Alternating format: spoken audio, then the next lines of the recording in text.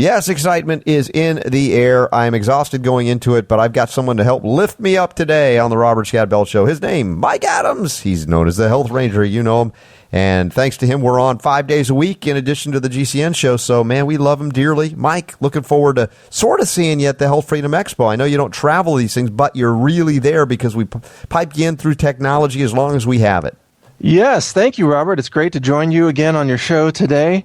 Thanks for having me on. I'm looking forward to joining you live via video, I should say, at the Health Freedom Expo, and I always appreciate your help in making that happen. It's always a fun event, so anybody out there is listening who wants to attend, check out the event. It's in what building is it in Chicago there? Well, the Schaumburg Renaissance, which is an amazing hotel. They've had it there a great number of years. It's all one place. There are hotels around it too, but it makes it really easy to get to hang out before, during, and after the event. We've got the Health Freedom Congress tomorrow as well that I'll be keynoting, which is very exciting. We got 40 different health freedom groups from all over the world coming together to try and work on some resolutions, different things that can really move this forward. And I tell you what, it's an amazing time to come together and do these things. There's such transformation that is happening. Oh, yeah, it's going to be exciting. Well, I've got some very different kind of news for you today, Robert, something not even related to health. This has to do with technology, but it's a very, very big deal. Are you game for that topic? Oh, absolutely. Like I said, that's the concern, and we've talked some. In fact, you've brought it up at some previous Health Freedom Expos, talking about having to build another kind of web on a web because there are things that could curtail the growth of freedom of speech, technologies as such. So there's some breaking news on this front? Yes, there is. And to lead it off, I got to reveal something about my past that I've never really gone public with before. And so I'll just share it with you and your audience, Robert. And that is that when, my background is in technical writing, and I graduated from college with a 4-year degree in technical writing, essentially. It was an interdisciplinary degree. And one of the first jobs I had was writing technical documentation for what was at the time a very small antivirus network security company. And from there I gave network security, computer security seminars throughout Southeast Asia, Hong Kong, Malaysia, Singapore, and so on, Taiwan, of course.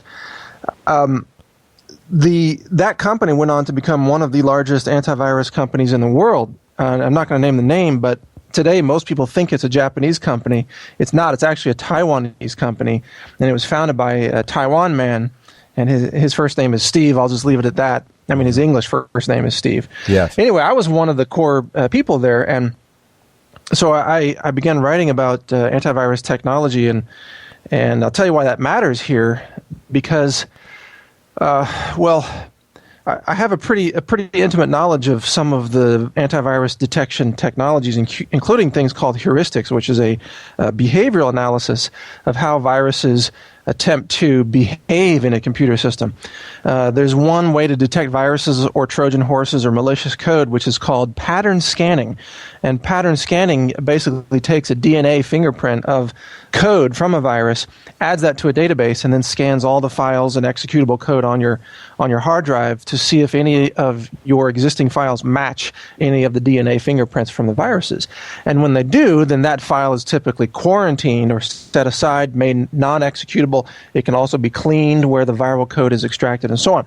So that's the standard way of detecting viruses. But here's why this matters, and thanks for sticking with me on this. Yes. Last week, Eugene Kaspersky, who is the founder of what is now probably the third largest antivirus company in the world, the Kaspersky, virus scanning software. But Eugene Kaspersky, who is this really brilliant, a mathematician, computer scientist type of guy, he runs a lab. Well, he has a lab in his company that analyzes code of computer viruses. And they analyze the so-called flame virus code. And the flame virus code is this new, it's like a quantum leap in malicious code, and it's been attacking computers in Iran and throughout the Middle East. And Kaspersky told Reuters, and this is printed in Reuters in an article entitled, quote, "Nations Must Talk to Halt Cyber Terrorism." He says, this is Kaspersky's own words after analyzing the Flame virus, he says, quote, "It's not cyber war, it's cyber terrorism, and I'm afraid it's just the beginning of the game. I'm afraid it will be the end of the world as we know it. I'm scared, believe me." Now, first of all, you never hear founders of antivirus companies talk in these terms. If anything, they try to downplay threats because they don't want to appear to be exaggerating things just to try to boost sales. Right. So they tend to talk very conservatively. And this guy, Kaspersky, has never spoken in these terms. Never. But here's the real kicker. Here's the kicker. When his lab began to analyze the Flame virus, they found segments of malicious code that were precisely identical to the segments of code that were found last year in the Stuxnet virus, which has now been admitted to have been created by a consortium, a team development between Israel and the United States government. And it was used as malicious code to attack Iran and try to bring down Iran's nuclear program using an electronic attack rather than a physical nuke or military type of attack. And to some extent, it succeeded. But the next version of that became the Flame virus. The Flame virus is now so powerful that it is reportedly able to bypass all kinds of security protocols. And as Kaspersky is warning, we're now entering a new era where we cannot stop malicious code in Windows, in Mac operating systems, in Linux or Unix. And most of the world's power plants and water utilities and nuclear facilities, petroleum refineries, all of these systems run on usually some variation of Unix, sometimes Linux, sometimes Windows. But Flame class malicious code can bypass all of that. And so what Kaspersky is warning us about is a new era of the end of security.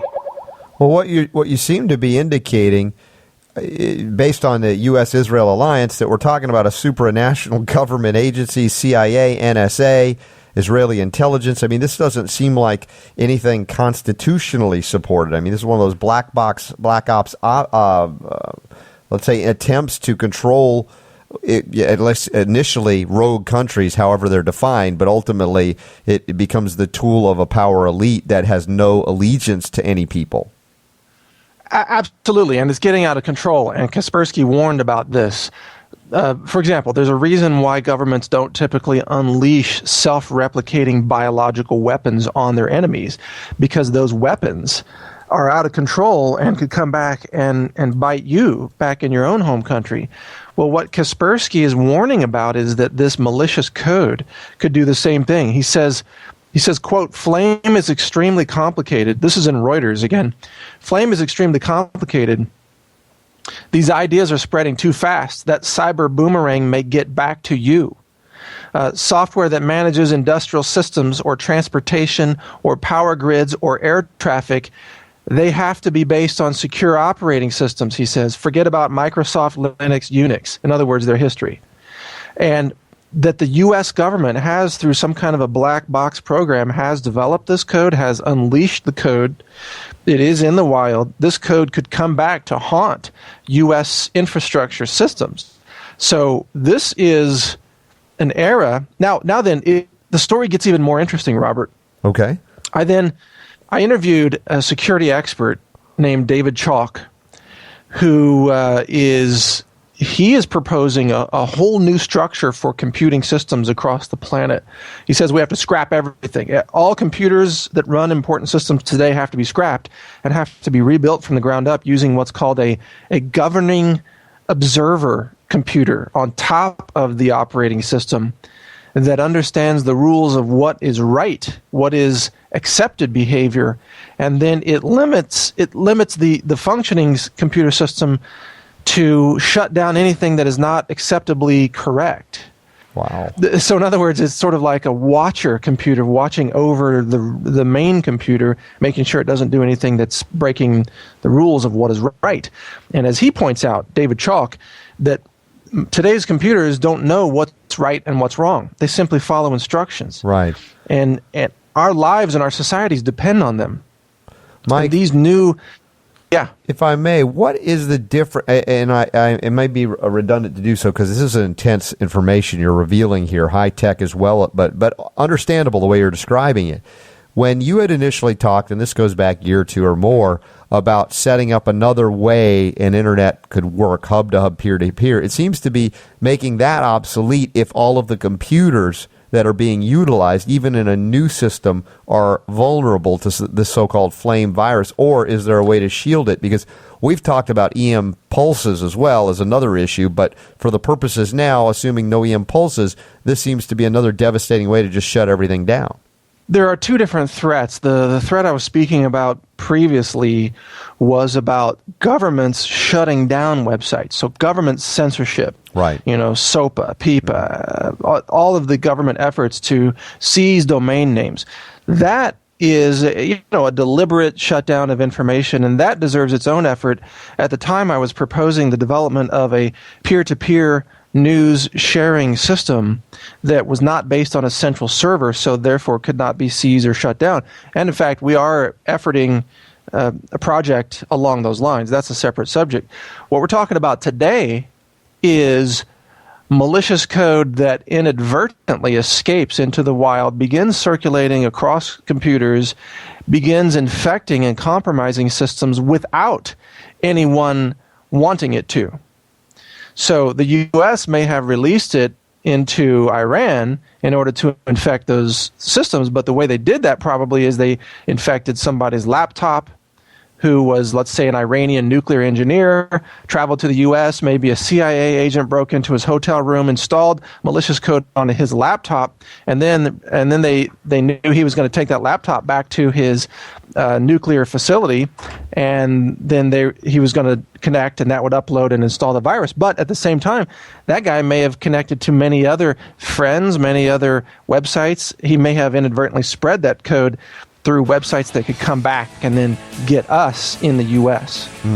Yeah, the thing is, containment is something, and unintended consequences is something they never seem to take into consideration, or if they do, maybe they don't care at that point. We're going to take a break here. Special high-tech edition it's turned into with Mike Adams, the Health Ranger. I almost feel like we could be on one of those high-tech computer shows today, but that's the diversity and the ability to share information of all kinds here that we get to do. So stand by, back after this with more of Mike Adams. The Robert Scott Bell Show. Hello. Hello. Hello. Quiet, numbskulls. I'm broadcasting. You're amazing. You are something else. Robert Scott Bell. He has both style and substance. Robert Scott Bell. How much power do talk radio hosts really have? This is transformational, and it's awesome. The Robert Scott Bell Show. When we first started our segment today with Mike Adams, he said that he was going to reveal something about his background that we had not heard before, and I was afraid he was going to say he was a Laker girl or something. And I thought maybe that'd been more... No, this is very... I'm teasing, of course, but I mean, this is some serious stuff, Mike. I mean, we're talking about many threats that we have that are legitimate. Some would say, we're just exaggerating, but no, you have firsthand knowledge of a lot of these things behind the scenes, so revealing this... I don't know that we're doing it in a sensationalistic way, just to say, here's an observation, but also, always we go to the what can we do scenario, if anything, or do we just acknowledge that, hey, at one point we're going to have to scrap it and start over, and that's just where we are? Well, it brings up the question of, we've built a very complex society. Human civilization has created these intricate webs of dependency on other nodes within the web. It's true in technology, it's true in energy, it's true in just-in-time manufacturing, it's true in just, building military parts, bombs and guided missiles and such relies on, let's say, circuits from Japan built using rare earth minerals mined out of China, and so on. There's very long supply lines. Food is the same way. Just basic components for agriculture, including rubber for tractor tires. We don't grow rubber trees in the United States, so we depend on other countries for that. But in technology, we have in essence turned over our lives to these systems. Our lives depend on Unix being secure. Mm-hmm. Our lives depend on Linux being secure because that's what's running the power stations, the water pumps, the petroleum refineries, air traffic control, everything. Right. So if those systems become vulnerable to, let's say, a breakthrough kind of piece of malicious code, then we need to really rethink why are we putting our lives in the hands of those systems, and how can we make those systems safer? And that's what Kaspersky is warning about. He's saying that Windows, Linux, Unix, it's all compromised. He says forget about them. They're compromised. And this technology, this malicious code, is a quantum leap in. It's almost like it's not quite AI, but it's getting close. Right. If AI were to take over our computer systems, we'd be talking Terminator at that point, right? Right. A Skynet. But we're not there yet, thank goodness. We just have some really powerful malicious code. And Mike, all of this continues to strengthen our ongoing theme of communication here, that the need to prepare by localizing, by becoming sufficient on a smaller scale, local levels, not relying upon not only things from China or South America, but literally trying to establish those communities, even bringing, as we've talked about, governments down to the local level where there is accountability, where there's much less likelihood of any potential for tyranny, as we've seen rise with centralized bureaucracies around the world throughout its history. That's a really good point. Centralized political power is dangerous, just as centralized technology is dangerous. So there's so many advantages to being networked. There are advantages, efficiencies, economies of scale to being a world of specialists who all depend on each other. However, there's a very big risk, the danger of cascading collapse. Now, if you go back to an agrarian society, and probably today's classic example of that is the island nation of Papua New Guinea. Mm-hmm. There, roughly, I think, half of the population is engaged in farming and agriculture, grows much of their own food. That civilization, that nation, is resilient to any kind of collapse because they're already at a basic level. Now, at the same time, they don't enjoy running around with their iPads and iPhones and texting and playing Xbox all day long. Right. But they're not going to starve to death either if Unix breaks, because they don't run Unix to grow their food. You see what I'm saying? Yes. Yes, indeed. I mean, that's a very important distinction. We go back again to our ancestors. We go back to even grandparents and great-grandparents' generation. There were some machines involved.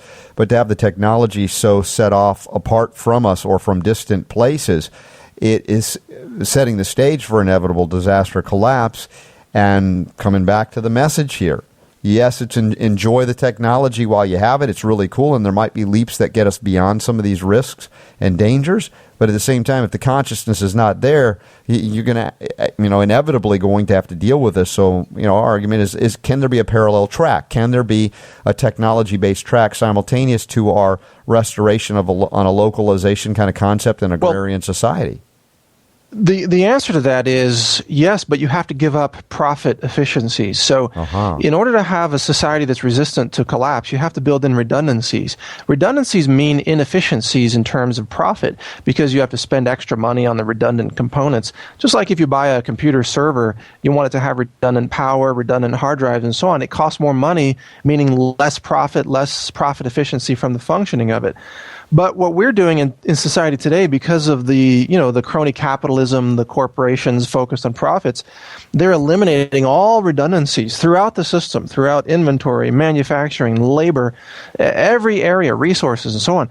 You are dealing with a society that's on the fringe, that's on the edge. It is so fragile that if you pluck one node out of the web, it causes a collapse of the other nodes, like a house of toothpicks collapsing in upon itself. Now, there's a book that's really worth reading about this. The author is Joseph Tainter, and he's an anthropologist and a historian. The book is called The Collapse of Complex Societies, and it's actually subtitled New Studies in Archaeology. But what he looks at is throughout human history, at least known history, he looks at what caused societies to become more and more complex, and then how they ultimately collapsed, primarily due to that complexity, eliminating redundancies in the system to the point where it was so fragile that any one variation, often in climate, for example, caused the system to collapse, and entire civilizations then collapsed with it. And there are probably hundreds of civilizations just in the last 12 to 15,000 years that collapsed due to becoming too complex and having no redundancies. Mike, what's fascinating that comes to my mind is that our ridiculous and ludicrous foreign policy as it regards Cuba could have maybe inevitably ensured their survival and our own demise. Yeah, that's a very good point. I've seen a documentary on that as well. Cuba has had to learn how to get by without a lot of the so-called technology benefits that we have in North America. And yeah, they have gotten back to basics in many ways, and they are more resilient. And I saw this too in South America. You see it in Central America. You see it even in rural North America. Mm-hmm. Farmers and ranchers and so on are a lot more resilient, a lot more redundant. But when you get into the cities and you have these real specialists, the computer engineer, the software engineer, the yoga teacher who doesn't know where food comes from, really doesn't have any involvement in it, wouldn't know what to do, how to create food, where to get energy, how to do any of that. You have a society that is very vulnerable to any kind of stress. Right. And a stress can be environmental, it can be climatic, it could be a drought season, it could be a volcano going off. Yellowstone Park is a giant volcano ready to go off. It could be war, it could be an act of nuclear terrorism, it could be economic collapse, it could be a tidal wave, it could be anything. Systems that are complex without redundancies are subject to cascading collapse. That's the lesson. And getting it back to what we were starting with here today, That's where we are in the computing industry today, where we have all these Linux, Unix, Windows, Apple systems that are highly, highly complex, that are not robust, that were built from basically 1970s technology. That's where all of today's Windows 7 operating systems are built on concepts from the 1970s.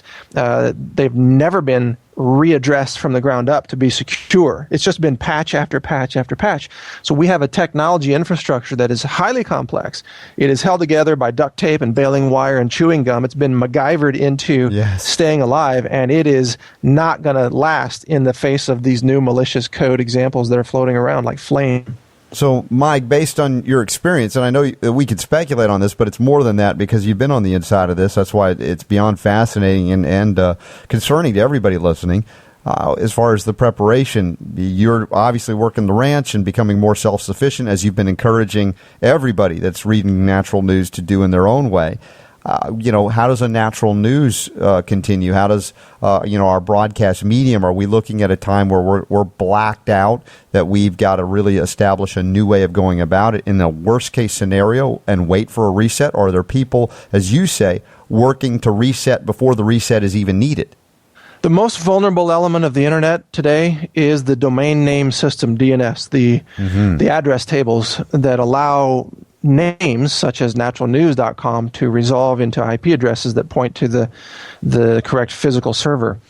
The DNS tables are extremely vulnerable. They could be attacked through deliberate malicious code, denial of service attacks, or they could be taken down deliberately by governments seeking to take systems offline. I believe, Robert, we will be looking at a day when Natural News is offline, when InfoWars is offline, your website's offline, we're all offline. Mm-hmm. I don't know what would cause that, but I'm sure it's going to happen. And when that day comes, we need to remember, what have we done in the real world? How are we going to survive in the physical world? Because if we, I have this dilemma too. Some days I might spend 16 hours working online, and then in the real world, I've neglected everything: my chickens, my goats, the farm, the gardens, the seeds, compost, all that stuff. That's an imbalance. So I've been working more and more to work only half a day online and then half a day in the real world, because when the online world collapses, the real world is the only thing that's going to keep you alive. And if you're not making preparations right now to practice permaculture, to have self-defense, to have backup systems of power and communications and emergency medicine and food and so on, then you're not going to get very far when the online world is not there. Yeah, it's very, very important points to make. And like I said, today we're discussing it in such a way that gives, I don't know if a practical solution, except to say it reinforces everything that we're always peppering our discussion, our writings, everything with, that at the same time we greatly enjoy our ability to communicate in the way we have, because I believe it is altering consciousness by and large for the better. The point is we've got to do something with that. We're not asked to, okay, now we've contemplated on a computer naval. We're taking information back out into that practical world, into the so-called real world. And many of the kids today, Mike, they're wired differently than we were growing up. Of course, you had an adept ability in that realm too, but many of the kids coming up, I mean, literally, they're almost born with these wires into their DNA. It's a different kind of child that's come in nowadays. It's a little frightening to me to look at some of today's kids who, I call it the shortcut generation. They're not interested in doing any real work, nothing that takes attention span. I've seen kids in high school, in order to complete their homework, all they do is go online and they Google all the answers to their homework, and then they fill in the blanks and turn that in, and that's their homework. You've got an entire generation of kids, many of which are going through school just like that. And then they snort ADHD drugs so they can focus on their tests in college. So they never learn anything through this whole process. All they learn really how to do is to cheat the system and how to take shortcuts. And they don't have discipline. They don't have determination. They don't have much real knowledge in the real world. And I look at these kids and I think, man, how are they going to get by if there's a breakdown? And the answer is they're not. They're going to panic. They're going to freak out. They don't know anything. I mean, you can't text your friends if there's an emergency and the internet infrastructure is down. Texting is history. GPS is history. How many kids today coming out of high school even able to read a physical map on a piece of paper? I mean, I was doing navigation with my dad, when I was 7, 8, 9 years old. We were navigating through the streets of Spain and Europe and Ireland. And I learned those skills as a kid. Today's kids don't know any of that stuff. Yeah, you have to go to highly specialized schools outside of the government system to be able to get what we would call a genuine education versus genuine indoctrination. And that's another aspect of the localism. The desire for, I just covered a story yesterday, Mike, about Utah now that's starting to implement RFID chip technology on kids and students there. And, as frightening as that seems, you'd think, okay, they really care about these kids. They want them to be in school. But no, the real reason they want it, and they admit this right in the news story, is that in order to receive their federal grant money, basically the money that's stolen from the states and the people, back from the feds back to Utah in this case, they want to track and prove that they've got their students in school. So it was all about gathering money from Washington, D.C. Yeah, it's incredible. That whole system will not last. There's so much, there's, where did I read this? I was reading a book about the complex economies, and it contained a statement that I want to leave you with here as we wrap this up, but it's profound, and it is that if a system is unsustainable, that means it's going to end.